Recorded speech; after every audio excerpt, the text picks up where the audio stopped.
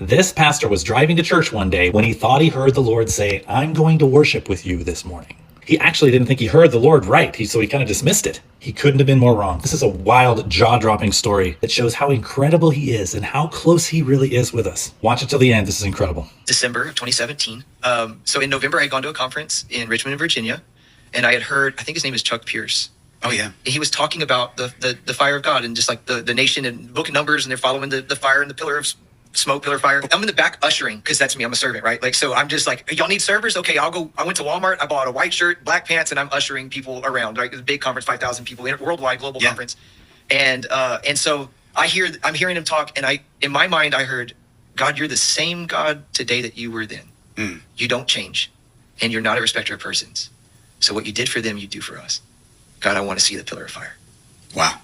And I left it at that. I didn't ever pray it again. I didn't think about it again. I didn't meditate on it. But 6 weeks later, I'm driving into church on that Wednesday morning, and this is such a crazy story.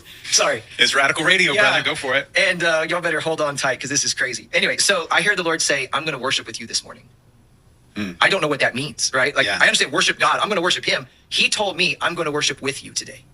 And I went, I'm going to ignore that. Yeah. That was my thought I heard wrong. Right. So I get to the church, and there's a line of people outside waiting to be counseled. That doesn't happen, but it happened that day. And the entire day, like from 8 a.m. till 5:14, I'm counseling people. Wow. And I was so looking forward to worshiping though. Yeah. I was like, I don't know what, I'm going to ignore that I heard that, but I know that I'm going to worship and it's going to be great. But at 5:14, I get the last one out. I shut the door, lock it, turn the lights off, turn on some worship music, and I get on my knees. And I felt the presence of God come from behind me, tangibly, physically, and put his arms around me and hold me. Whoa. His chest to my back. Whoa. And it lasted for 1 minute because at 5:15, knock on the door.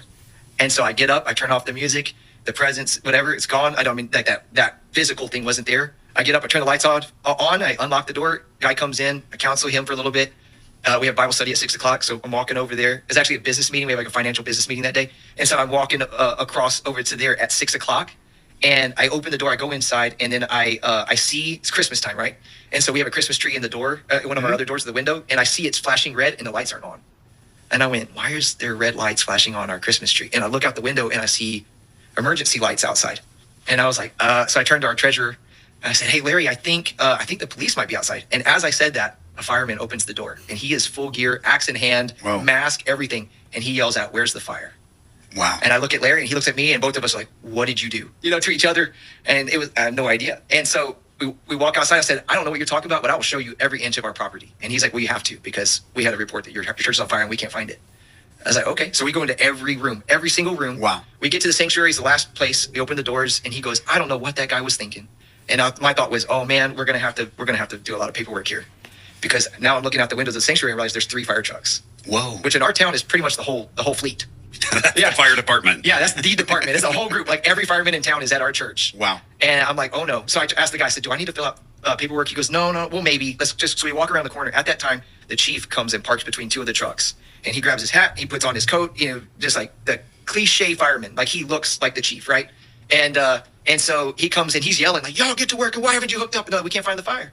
He's like, "What do you mean you can't find the fire? It's right over there." And I was like, "Sorry, sir, I'm the pastor. My name's Jeff." And he's like, "Yeah, I'm the chief." And he's like, I said, "Do I need to fill out paperwork?" He goes, "For what?" I said, "Because y'all came out here and there's no fire." He goes, "No, there is a fire. I know there's a fire." I said, "What do you mean?" He goes, "I'm the one that called it in." Whoa. And I went, "Wait, excuse me?" He goes, this is his, he said, "I came out of the mayor's office at 5:14 today. And when I came outside, I saw a pillar of fire going from your church up into the heavens." He said, "I drove over here, confirmed it's coming out of that door." Wow. And I went, "Which door?" And I turned around around our sanctuary to the back where our offices are. And he goes, "That one." I said, "Sir, that's my office." Come on, I'll worship with you today. Yeah. Yes. Yeah. So we had it. And my thought was, I didn't get to see it. Wow. I asked to see the pillar of fire. I immediately remembered the prayer. I said, "God, I didn't get to see it." You know what I heard? Neither did Moses. Wow. He said Joshua and the nation did. Moses didn't. Wow. So go back and read it. Come on. Go back man. to read that. The whole nation. I think it's like Numbers 3 or something like that. Yeah, It says that like the whole, when Moses would walk to the tent, Yeah. everybody would come out and watch. Exodus 33. Exodus Yeah. 33. Yep. That's it. And he would walk in, and then the pillar would fall, and Yeah, Joshua would come on. stand outside. That's right. Man, that's so cool.